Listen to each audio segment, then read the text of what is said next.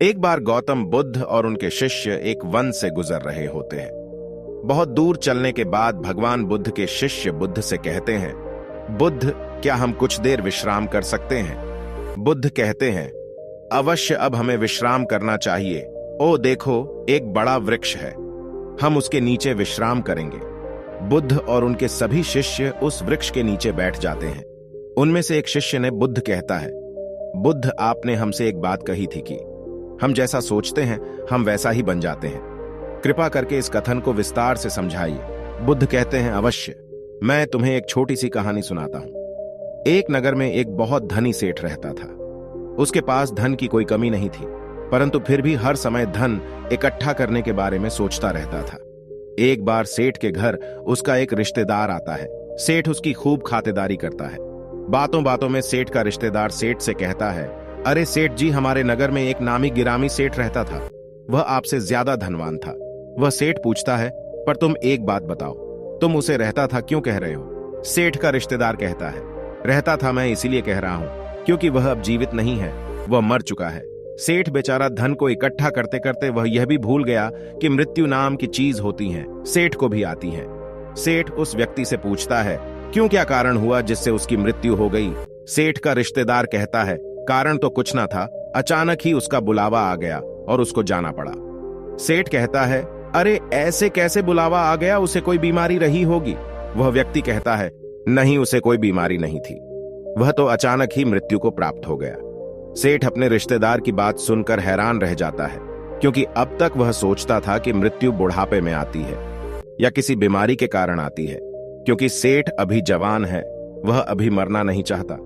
अगले दिन वह रिश्तेदार अपने घर चला जाता है, परंतु सेठ को एक बहुत बड़ी समस्या दे जाता है कि सेठ को भी मृत्यु आ सकती है। सेठ जैसे पहले धन के बारे में सोचता था, अब केवल मृत्यु के बारे में सोचने लगता है कि कहीं मुझे मृत्यु ना आ जाए। समय बीतता है, सेठ बहुत कमजोर होने लगता है, क्योंकि वह अब सही से ना खाता है और ना पीता है, केवल मृत्यु के बारे में सोचता है।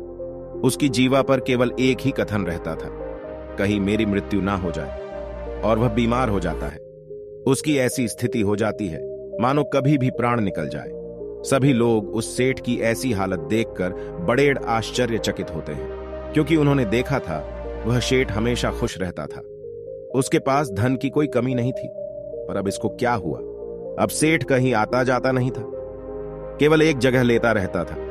उस सेठ की हालत देखकर उस सेठ का एक मित्र एक सन्यासी को उस सेठ के पास लाता है और कहता है, सुनो, यह बहुत प्रसिद्ध सन्यासी है, तुम अपनी समस्या इन्हें बता, ये उसका जरूर समाधान बताएंगे। वह सन्यासी उस सेठ से पूछते हैं, क्या हुआ? मैं तुम्हें पहले भी देखा हूं, परंतु तुम इतने कमजोर कैसे हो गए? कौन सी चिंता तुम्हें खाए जा रही है? सन्यासी की बात सुनकर वह सेठ सन्यासी से कहता है, मैं मृत्यु को प्राप्त नहीं होना चाहता हूं, कहीं मुझे मृत्यु ना आ जाए। सेठ की बात सुनकर वह सन्यासी मुस्कुराकर बोले, अच्छा, तुम्हें मृत्यु का भय है? वह सेठ कहता है, हाँ, मेरे पास इतना सारा धन है, इसका उपयोग कौन करेगा?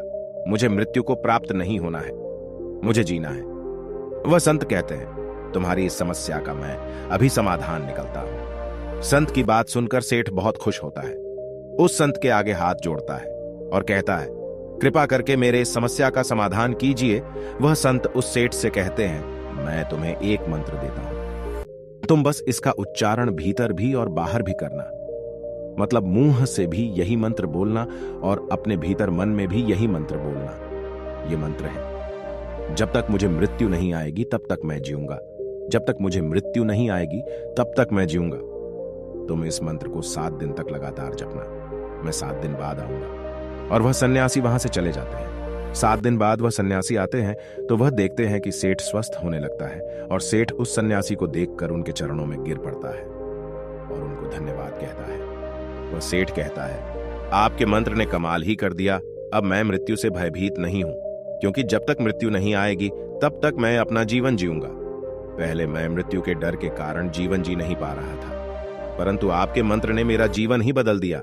जब तक उस सेठ को दूसरे सेठ के बारे में नहीं पता चला था, तब तक वह केवल धन के बारे में सोचता था, और दिन रात उसके धन में वृद्धि हो रही थी और उसका स्वास्थ्य भी ठीक रहता था। वह अपने जीवन से खुश था, परंतु जब वह मृत्यु के बारे में सोचना शुरू कर दिया तो वह मृत्यु के करीब जाने लगा और ऐसा क्षण आ गया कि वह कभी भी मृत्यु को प्राप्त हो सकता था। इस कहानी से हमें यह सीख मिलती है कि हम जो भीतर और बाहर रटते वही हमारे जीवन में घटित होने लगता है। इसलिए हमें हमेशा सकारात्मक सोचना चाहिए।